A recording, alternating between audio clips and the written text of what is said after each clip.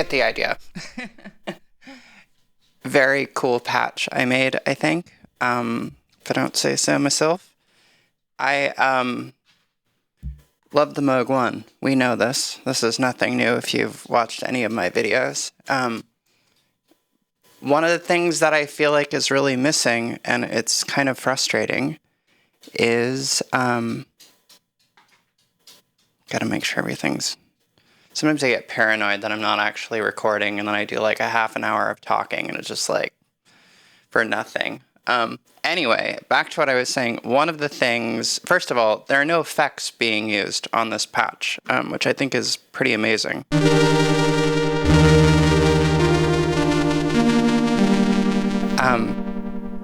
Gotta stop saying One of the effects that's missing from the effects, which are actually quite good, is a rotary effect. For those of you who don't know what a rotary speaker is, again with the I don't know the full history, okay? It's called a Leslie speaker. I mean, that wasn't the only version, but that's the one that I think is probably most famous. And the general idea, maybe I'll put like a little GIF, where's a good spot? Here? Yeah, maybe I'll put like a little diagram or something right there. I love when people do that. It's so cool. They basically had a box, and the box had two chambers. There was an upper chamber and a lower chamber. In the upper chamber, there was a set of horns, and you literally like horns, but basically just two speakers that were opposite one another. So like in that diagram, a little spindly thing.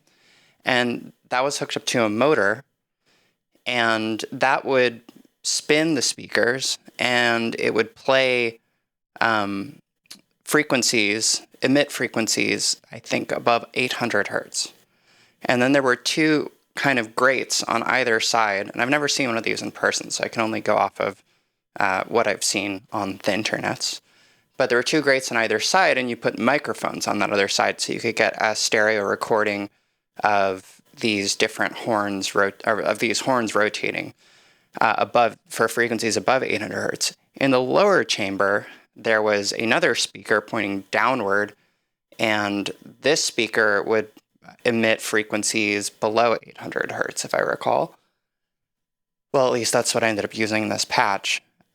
And then the bottom of the speaker was kind of like a sort of a bowl-shaped concave thing, and that was hooked up to a motor, and it would spin as well. They call that the drum, I believe. And then this was mono, and again, there were grates on either side, so then you could mic that up so that the lower frequencies would be mono. So you could basically have this really interesting sound where you had this mono frequency that was getting kind of, again, sound is just vibrations in the air. So if a wave is hitting this thing that's rotating, it's going to kind of alter the wave in some way. And then what was really cool, I think the most famous Leslie speaker was a 2-speed, so the speeds of the motors were variable independently. So you could have the top going faster and the bottom going slow, or vice versa, or the same speed. But the end result was that you could mic these things up, and you'd get this really incredible sound, which has been emulated. And for me, the most like iconic song that uses a Leslie speaker effect is the intro to Black Hole Sun by Soundgarden from the 90s. That's just like, I mean, it's so good. So, some more sounds.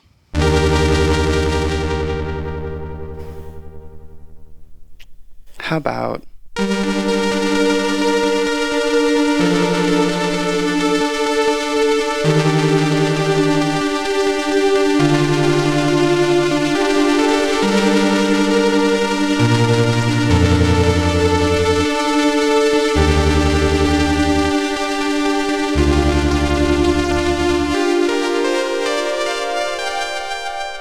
pretty beautiful sounding.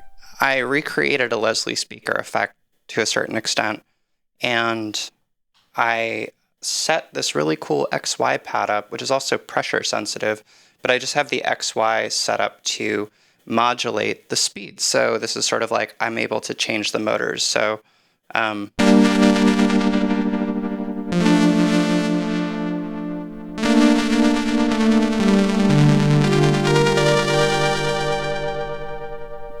then the mod wheel is set up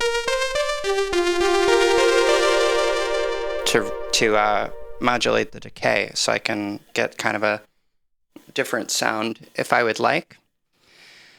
So how did I make this thing? You can actually probably make this on quite a few synthesizers. It might be a little more challenging just because one of the things I love about the 16-voice Moog is the 16 voices. So you can have these long decays, and that's being spread over 2 separate layers. And those 2 separate layers, my dogs are barking, those 2 separate layers can kind of decay out for a very long time before any voice stealing occurs. So if you don't have one of these, you can still probably create this patch using VSTs or something.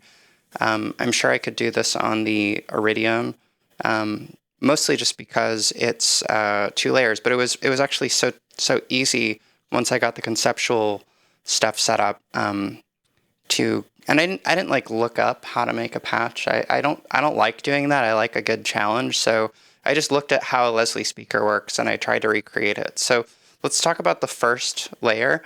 And if we go to the oscillator section, it's pretty simple. It's one oscillator, a sawtooth wave.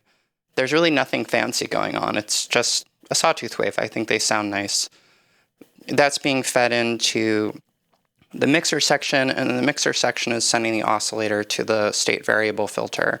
And the state variable filter on the first layer is set up with a cutoff of, it says 801 hertz, but that's probably because I bumped the knob, 800 hertz.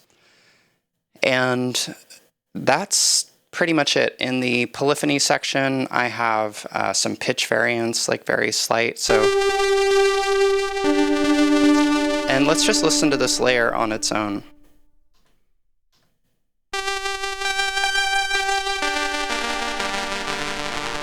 So you can hear as I go into the lower registers, you don't get the full, the full frequency spectrum. Another great thing is how you can solo layers on the Moog, or on the One. So now we're back.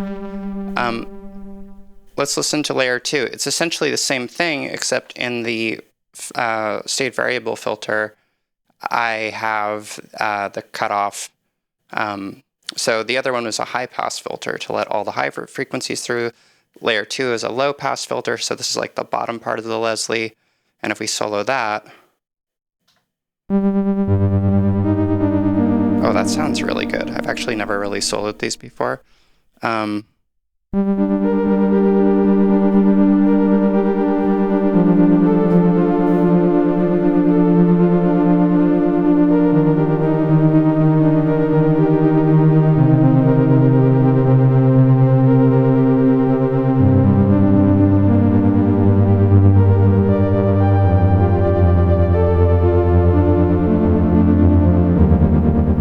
Very cool. I don't know, you guys can let me know in the comments. So that's the bottom section. So those without any modulation would sound super boring. It would actually probably just sound like kind of a regular saw wave, more or less. The sauce is in, where's the sauce? The sauce is in the mod section.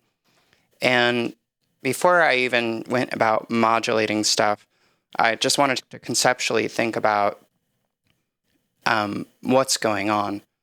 And let's start with the bottom because it's mono. It's a little bit simpler, but there's 2 things that are going on. We have like a rotating speaker, and we know that when this drum is rotating, it's going to cause the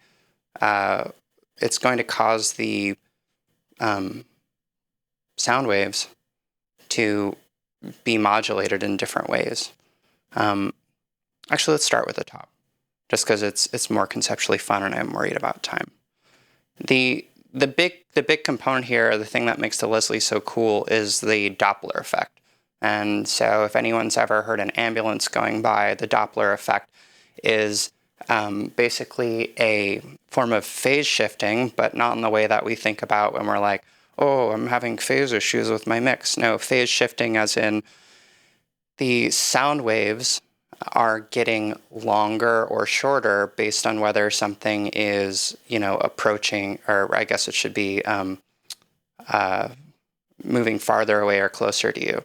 So if you think about it like this, like if I shout at you, but or if I'm screaming and I start running at you, that sound wave the wavelength is getting shorter and shorter. The time is getting shorter and shorter before it hits your ear. If I'm running away, it's the opposite. It's getting longer and longer. So when you hear an ambulance go by, you hear the sirens start to kind of drop in pitch and volume simultaneously. And so when these speakers are rotating relative to the microphone, there's that same effect. So if you imagine here's the microphone and here's the one horn, this is going to be the closest it ever is to the microphone. So the volume is going to be the amplitude, volume is going to be the highest, and the frequency is going to be relatively static, or also the highest it's going to be. It's like the apex of the volume. Conversely, on the other side, when it rotates around, it's going to be lowest in volume and lowest in pitch, assuming it's moving. So as this thing's rotating, we get this effect, and you're probably understanding where I'm going with this, of the volume and the pitch decreasing and then coming back around and increasing and decreasing and increasing. So to replicate that, I took the LFO and I sent that to oscillator to modulate the frequency of oscillator 1, as well as to modulate the volume of oscillator 1. And so those two things are related. And since I could have done this in a much more complicated way, where I had two oscillators basically being in different speakers at different times, but another day. This is an approximation of a Leslie speaker. And to mimic the stereo effect, I have also the LFO, which is going to be panning notes left and right. So there's still kind of that stereo effect that is based on the rotation of this imaginary speaker. And then I mapped all these things to the XY pad. I believe I mapped it to the x-axis. I did. So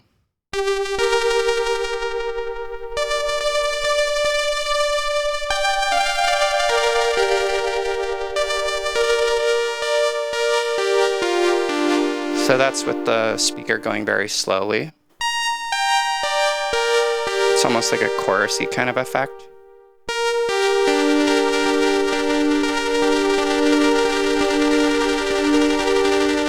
And then we get this really cool kind of almost vibrato flutter. I mean, it's really kind of a rotary vibe. And then 8 minutes left.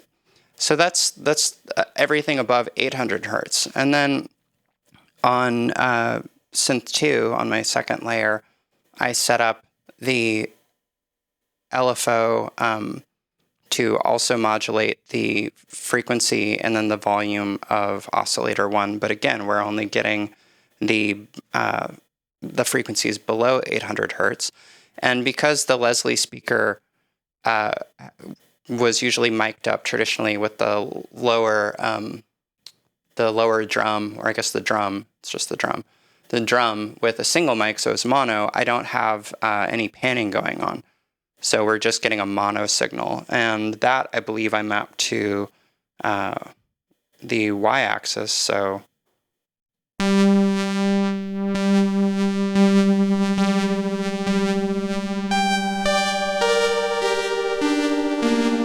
and it's such a cool effect because then you end up with these two very discrete frequency ranges that are moving with different. That's actually hard to do. It's like, can you pat your head and rub your stomach at the same time? I think I can. Yeah, I can, a little bit. Anyway, it's kind of like that, but with sound. I don't think anyone's ever described a Leslie speaker like that, but if I play a chord, you hear how the top is kind of flowing, and then the bottom is really going quickly.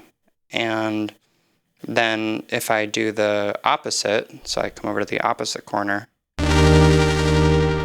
now the top is doing the fluttery effect and the bottom. And then in the middle,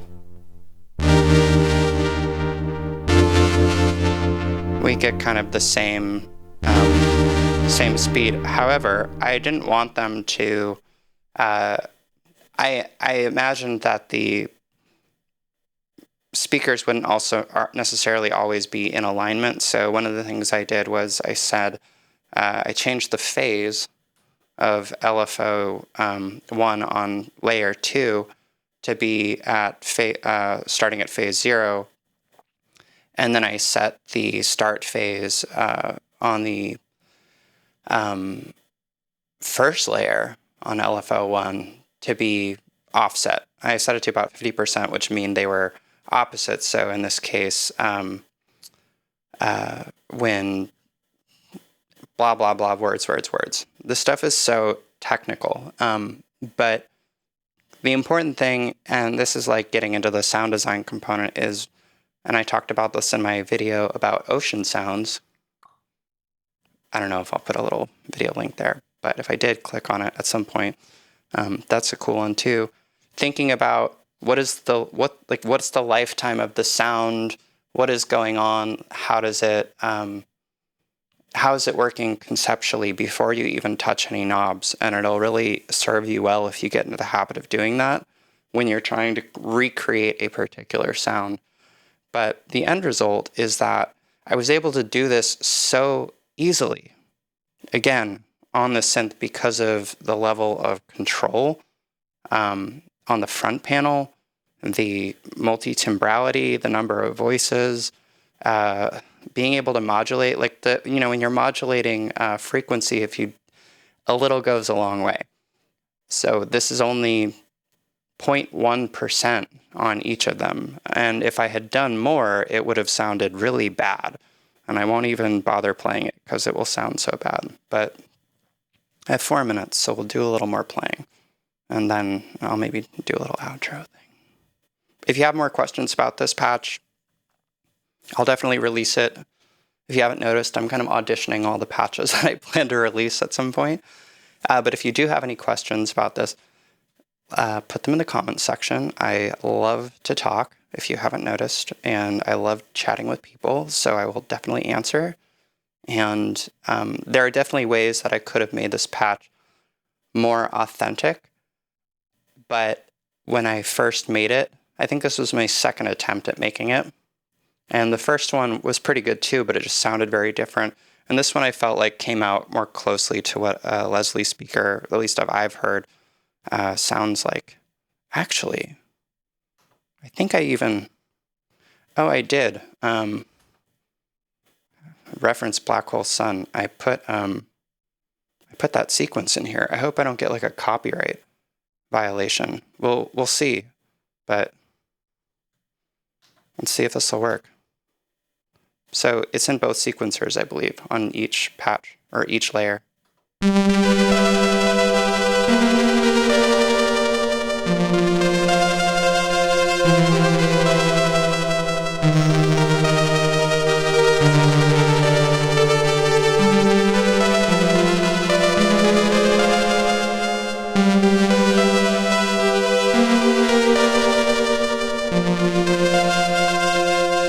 That's pretty cool.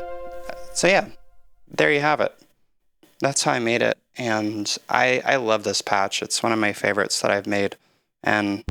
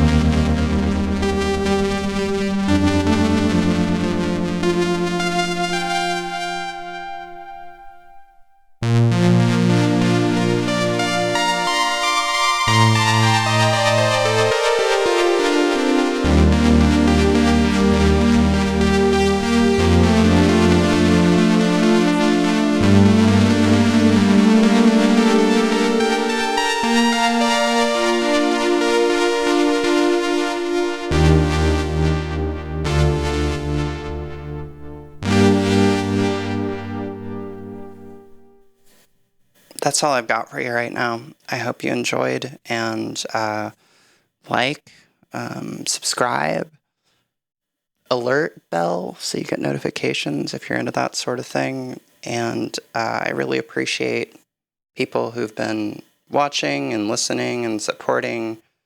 I'm working on music for a release, and sometimes it's just very lonely. So this has been a really fun way to have another way to interact with my music and people and share, because for whatever reason I feel compelled to do that, and I always have since I was a kid. So thank you so much for taking the time. And if you have any questions, just please feel free to message me or leave a comment. Thanks.